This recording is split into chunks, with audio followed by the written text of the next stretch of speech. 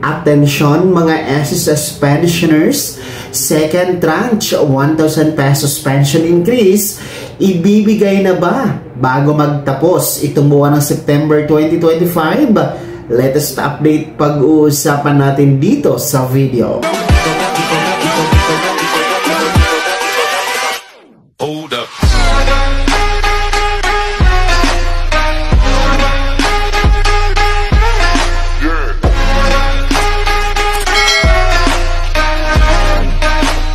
Hello mga ka-vlogs! Welcome dito sa aking YouTube channel. Magandang araw po sa lahat ng mga manonood. Saan po kayong dako sa mundo? Kumusta mga ka-vlogs? Eto, makinig kayo mga pensyonado ng SSS.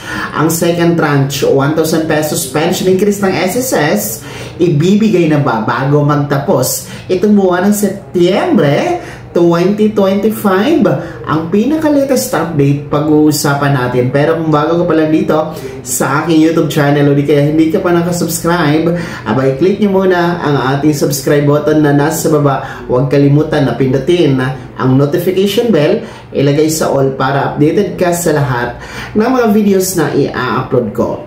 So, eto na mga pensyonado na SSS, no?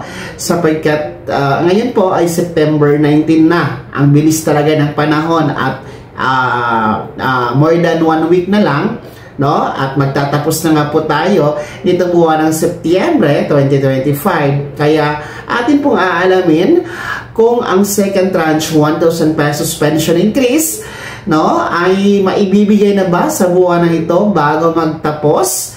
No, alamin natin ang katotohanan ng mga pensyonado. Well, anyway, una sa lahat, no, ang second tranche 1,000 pesos pension increase, 1,000 piso po yan, naka-fix. Talagang lahat ng pensyonado, whatever, kung kayo ay retirement, total disability, or death or survivor pensioners, kayo po ay parihong makakatanggap ng tig 1,000 piso. Katulad po ng naunang first tranche noong 2017 na 1,000 piso din po ang naibigay noon, no? Kaya nga po 2,000 kasi ito mga vlogs, no? Para sa mga baguhang pensyonado, 2,000 po ang pension na dagdag na inuutos po, no, ni dating Pangulong Duterte, no, noong 2016 at naiputupad nga po ang first tranche noong 2017. Kaya lang po hinati sa dalawa na tranche yung 2,000 piso. At yun nga po, ang unang 1,000 piso last 2017 pa na ibigay. At ito nga, may aabangan pa tayo at inaantay nyo pa na 1,000 piso para makumpleto yung dalawang tranche ng kabuwang 2,000 piso. So, yun po yun, no? Para sa mga baguhan, para maintindihan nyo ano itong second tranche na 1,000 piso na tinutukoy po natin. And para lang po hindi kayo malito, no? Ang atin pong SSS in line sa selebrasyon ng 68th anniversary nitong buwan ng September ay nagpatupad po ng dagdag pensyon. Pero hindi po yun yung tinutukoy natin na second tranche. Kasi nga po ang naipatupad na pension increase ngayong September ay by percentage ang calculation nito, ang computation, no? Dahil ito pa ay nasa ilalim ng pension reform program ng SSS. So magkaiba po siya mga ka-vlogs, no? So para lang hindi kayo malito kung anong kaibahan ng pension increase ngayong September at yung second tranche, no? Uulitin ko, by percentage computation, ang dagdag pensyon ngayong September, while yung second tranche naka-fix ng 1,000 piso.